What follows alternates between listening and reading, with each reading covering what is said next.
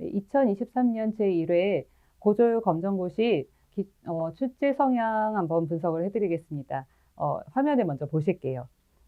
전체적으로 무난한 작품들이 출제가 되었고요. 문제 유형도 이전 시험과 유사했기 때문에 이번 시험이 굉장히 저는 쉬웠다고 보고 있습니다.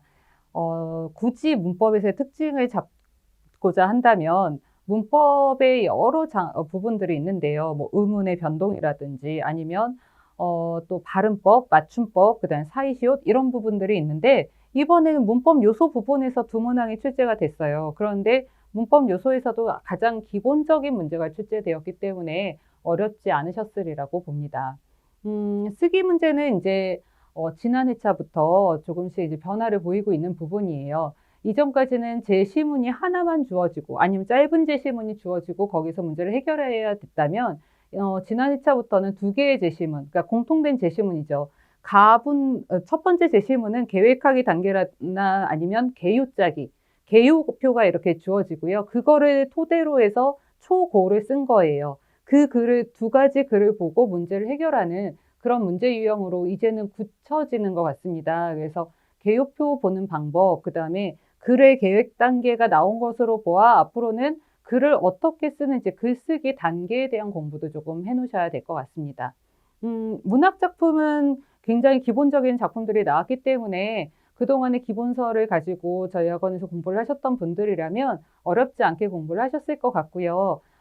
다만 같은 시기와 같은 계열의 이제 시와 소설이 계속 출제가 되고 있기 때문에 아마 다음 회차에는 조금 변화가 되지 않을까라고 예상을 해보거든요. 그래서 이제까지 일제강점기 시만 나왔어. 판소리계 소설만 나왔어. 그러니까 이제 그것만 하면 돼라고 생각하지 마시고 이제 걔네들이 안 나오고 나머지 부분에서도 나올 수 있기 때문에 골고루 열심히 학습을 하셔야 될 것 같습니다.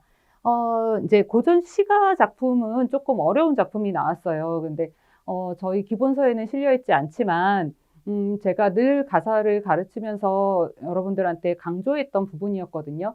가사가 이 작품들만 있지 않고 굉장히 유명한 작품이 있습니다 했는데 그 작품이 이번에 출제가 되었죠. 그래서 수능이나 교과에서는 많이 나오는데 우리가 많이 다루진 않지만 그 작품의 제목 정도는 알고 계셔야 돼요 라고 늘 강조를 했었는데 이번에 나왔고 근데 다행히도 현대어로 나왔고 그다음에 또 문제도 갈래에 대한 문제를 물어봤으니까 쉽게 푸셨을 거라고 생각이 됩니다.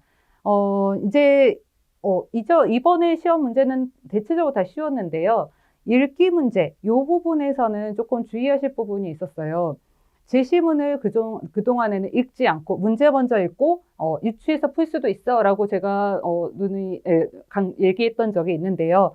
이번에는 제시문 전체를 읽어야지만 풀 수 있는 문제들이 좀 많았습니다.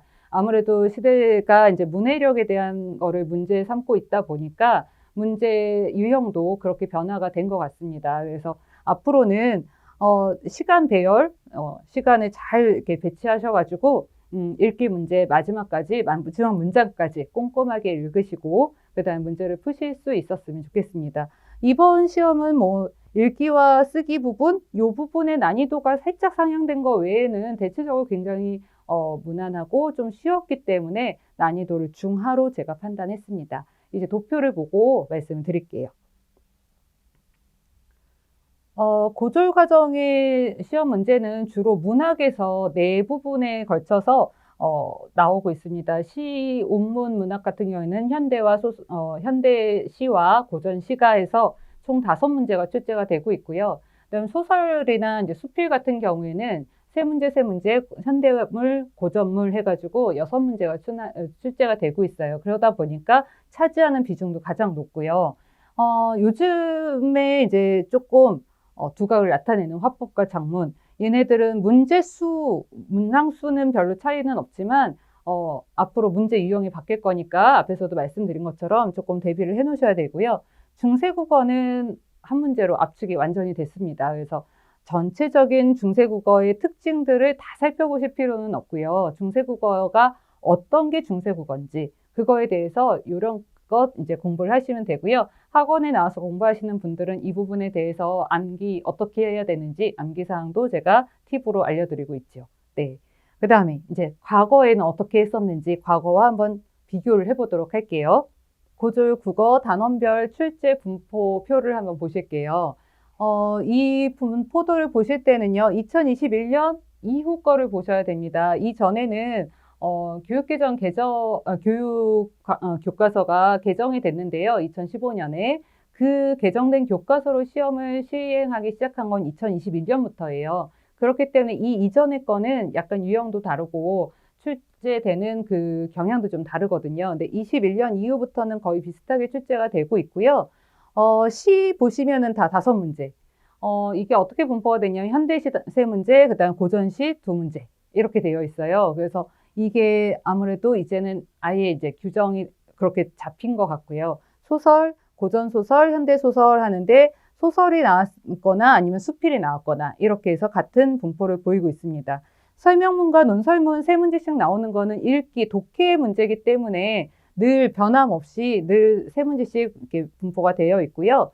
이제 화법과 작문 같은 경우에 올해 작문보다 작년에는 화법보다는 작문이 많이 나왔는데 이번에는 2문제 2문제로 골고루 나왔잖아요. 그런데 이 안에 전부 다 같이 연결이 되게끔 출제가 되니까요. 2개를 한번 묶어서 수업하실 때도 아니면 기본서 공부하실 때도 화법 부분엔 뭐가 있지, 작문엔 뭐가 있지 따로따로 공부하시지 마시고 2개를 연결해서 보시는 그런 연습도 좀 필요할 것 같습니다. 또 이제 문법 문제는 3문제로 조금 줄어들었죠. 네, 범위는 굉장히 많은데 그중에 3문제를 내려다 보니까 문제의 난이도는 낮아질 수밖에 없고요. 또 중세 국어 문제도 한 문제로 아예 규정을 하면서 한 문제 안에 모든 거를 압축을 해놨어요. 그래서 기본적인 중세 국어의 특징들만 알고 계신다면 쉽게 풀 것 같습니다.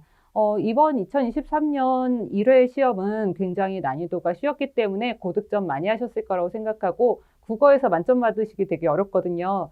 앞으로 더 열심히 공부하셔서 국어에 만점을 받으시고 기쁘게 졸업하셨으면 좋겠습니다. 이상으로 마치겠습니다. 감사합니다.